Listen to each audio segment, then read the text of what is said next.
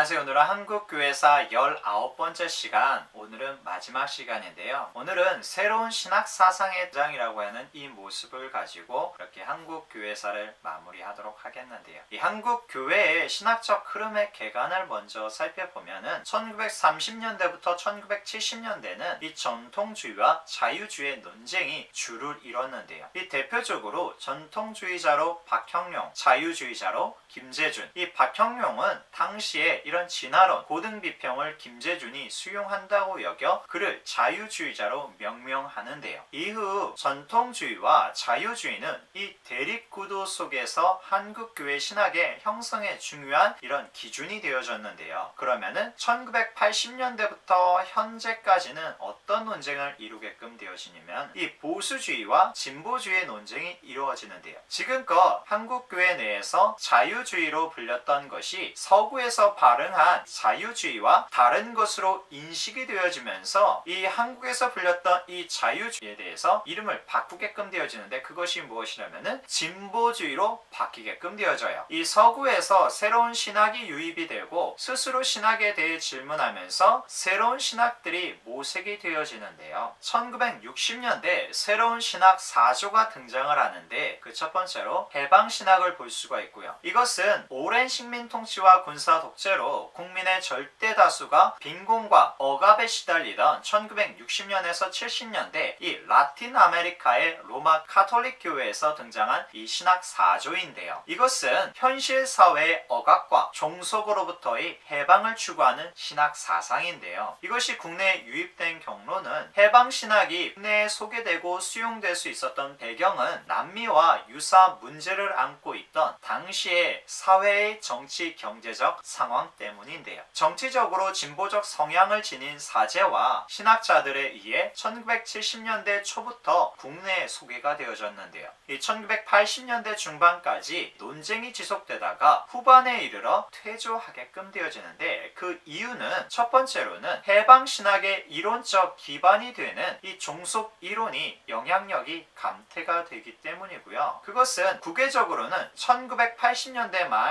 이 사회주의의 붕괴를 볼 수가 있고요. 국내적으로는 1987년 정부의 이 대통령 직선제의 수용으로 정치 사회적 긴장이 완화되었기 때문이고요. 두 번째로는 민중신학의 등장으로 해방신학의 열기가 냉각되어졌는데요. 우리가 두 번째로 볼 이 새로운 신학 4조는 여성신학인데요. 이 여성신학은 1960년대 여권운동의 열풍과 더불어서 등장을 하였는데요. 1975년 세계 여성의 해를 기점으로 전 세계로 확산이 되어지는데요. 이 여성주의의 등장은 인간 삶의 모든 분야에 걸쳐 근원적 질문을 던졌고 거의 모든 학문 분야의 지적 지도를 바꿔놨는데요. 과거에 이 남성 중심적 가부장적 기독교를 반성하고 여성의 경험으로부터 신학의 출발점을 삼게끔 되어졌는데요. 여성신학이 국내에 적극 수용될 수 있었던 것은 이런 가부장적 한국 사회에 대한 이 여성들의 불만과 비판 때문인데요. 이 국내에 유입된 경로를 보면은 1968년 교회 여성연합회에서 여성신학과 관련된 이 강좌를 개설하면서 교회 여성에 대한 의식화 작업이 시도가 되어졌고요. 본격적으로 논의는 1980년 초교파 성격의 한국 여성신학자 협의회가 발족되면서부터인데요. 주요 이슈는 여성 안수 문제였는데요. 여권 신장으로 인한 여성신학의 논의는 여성 안수 문제로 발전을 하였고요. 1994년 장로교 통합 측이 이 여성 안수를 허용하고 또한 각 교단들이 이것에 대해서 주요 이슈로 부각이 되어지기 시작하는데요.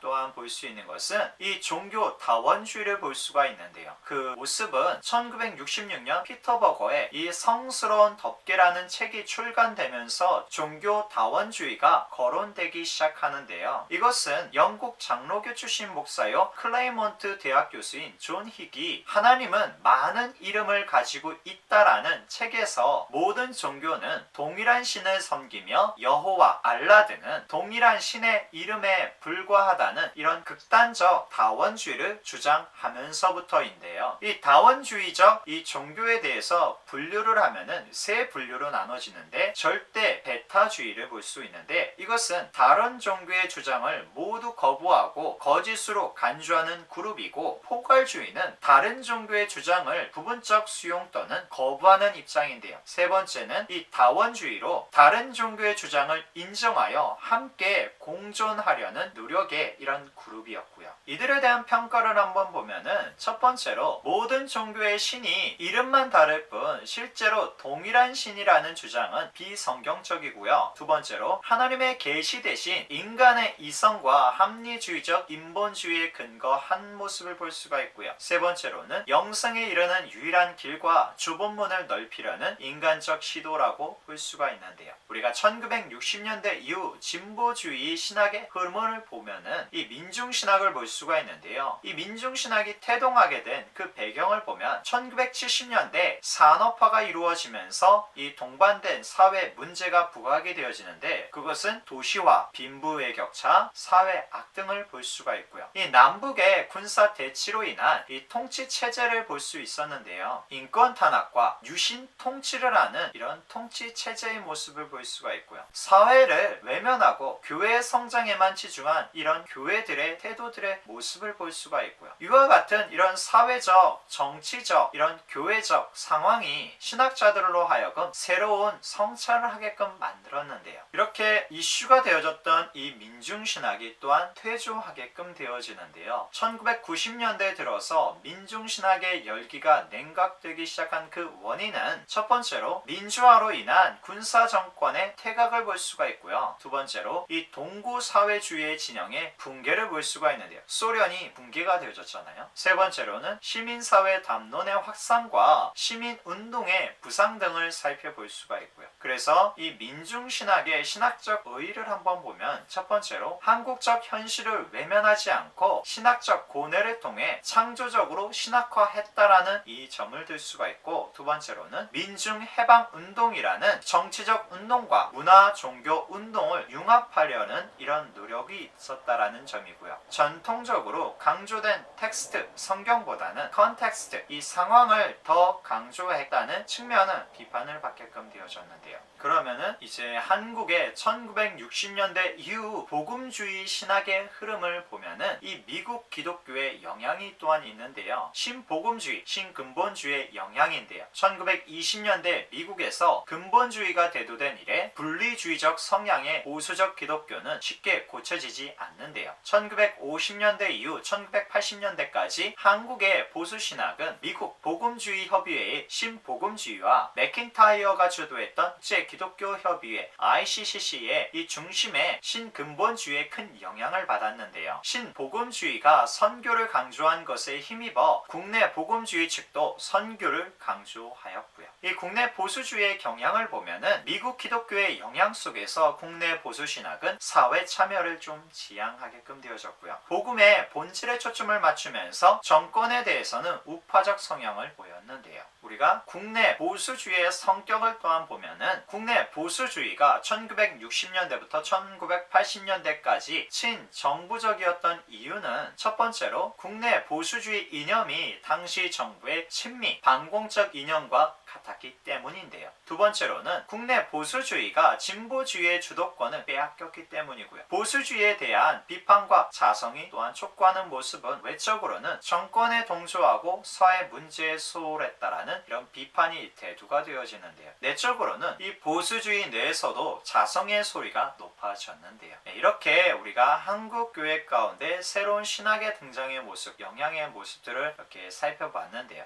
지금까지 한국 교회사를 19번째 시간까지 나누어서 한번 살펴보았고요. 이제 다음 시간에는 새로운 주제로 한번 다가가려고 하는데요. 이 한국 교회가 현실을 외면한 상태에서 이렇게 태어난 것은 아니잖아요. 현실 가운데서 어떤 모습이 있어 왔는지 그 모습을 한번 살펴봤는데요. 우리가 다음 시간부터는 이 한 주간의 뉴스로 정리해서 한번 살펴보는 모습을 가지도록 할게요. 또 다음 시간에 만나도록 할게요.